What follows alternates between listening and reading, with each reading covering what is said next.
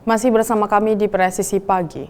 Seorang Babin Kamtibmas mengajarkan bahasa Inggris dan Perancis secara gratis kepada masyarakat perbatasan di Kepulauan Meranti, Provinsi Riau. Lalu seperti apa cerita selengkapnya? Saksikan perbincangan rekan saya Ibda Almira Sabira bersama Babin Kamtibmas Polsek Rangsang Barat, Kepulauan Meranti pada program Podcast Presisi, Kamis 18 April 2024 jam 13.30 WIB siang nanti.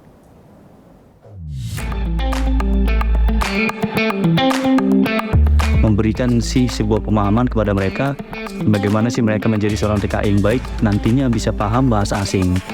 Nah, juga kepada anak-anak yang menjadi keluarga mereka yang ditinggalkan di Indonesia ketika orang tuanya pergi menjadi TKI. Nah, ini saya kasih pemahaman bahwa contohnya bahasa asing itu sangat perlu.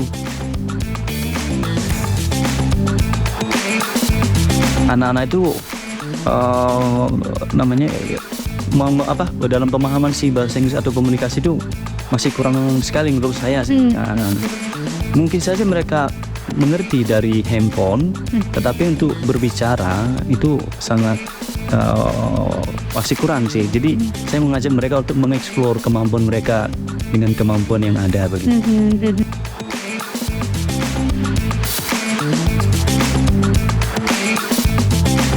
Saya mengadopsi sebuah pembelajaran dari baik dari para komandan atau yang guru-guru dulunya. Saya mengajak anak-anak itu dalam sistem dia learning by game atau game by learning, belajar sambil bermain, supaya anak-anak itu tidak merasa pembelajaran bahasa ini sebuah sosok yang memberatkan, membebankan.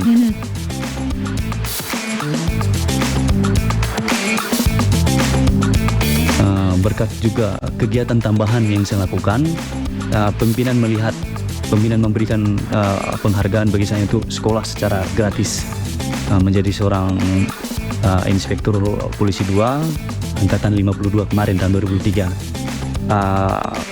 Puji Tuhan, Bapak Kapolri memberikan penghargaan dengan memberikan saya sekolah gratis untuk mengikuti sekolah perwira. Jadi kesempatan yang baik ini saya juga mau menghimbau teman-teman bahwa untuk menjadi seorang anggota Polri kita tidak dipungut biaya sepeser pun, hanya saja kemampuan dan keterampilan kita itu membuat kita akan diterima dan diperhitungkan.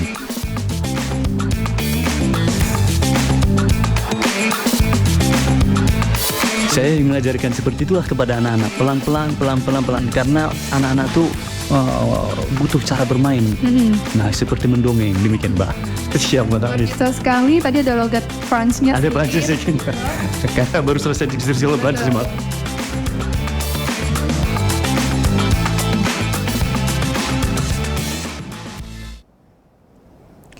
Gunung Ruang di Kabupaten Kepulauan Sitaro, Sulawesi Utara meletus dan menyebabkan ratusan orang mengungsi.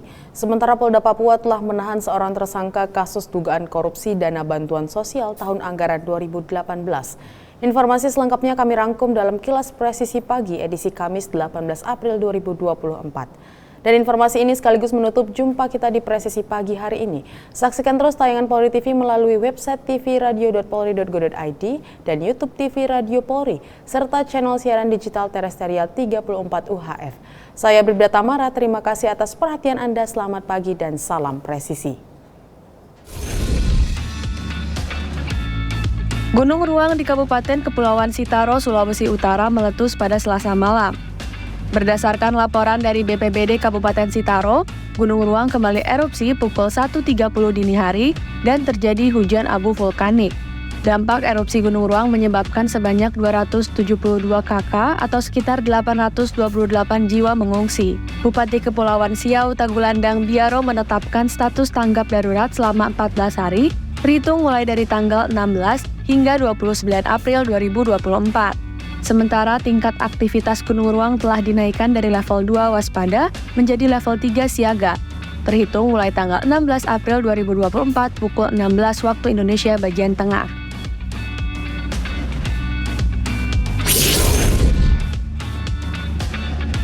Jenazah Bribda Octavianus Buara, korban penganiayaan orang tidak dikenal, tiba di Sentani, Jayapura, Papua.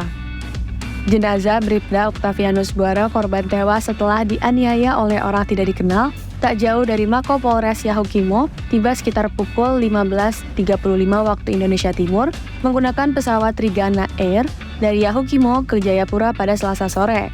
Setibanya di Jayapura, jenazah langsung dibawa ke rumah duka di Kampung Mafri, distrik Abepura, Papua.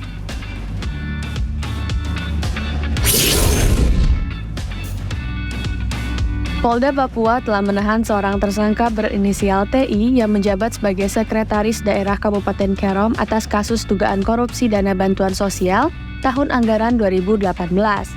Sebelumnya tersangka menjabat sebagai Kepala Badan Keuangan dan Aset Daerah Kerom. Dana bansos diduga digunakan untuk modal usaha pada kelompok masyarakat atau perorangan sesuai dengan daftar penerimaan anggaran OPD BKPAD Kerom tahun anggaran 2018 karena sebelumnya tersangka berinisial TI menjabat Kepala Badan Keuangan dan Aset Daerah Kerom. Atas dugaan tindak pidana korupsi tersangka inisial TI menyebabkan kerugian negara sebesar 18 miliar rupiah.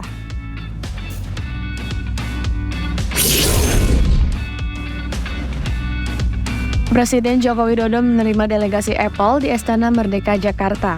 Pertemuan tersebut berfokus pada eksplorasi rencana strategis Apple, termasuk peluang ekspansi Apple di Indonesia dan integrasi lebih dalam ke dalam rantai pasok global. Dalam pertemuan ini, Apple berencana untuk menambah Apple Developer Academy keempat sebagai investasi di Indonesia. Sementara itu, Presiden Jokowi juga mendorong Apple untuk menciptakan pabrik manufaktur di dalam negeri. Kepala negara juga mengajak Apple untuk membentuk pusat inovasi yang bekerja sama dengan universitas terbaik di Indonesia untuk pengembangan sumber daya manusia.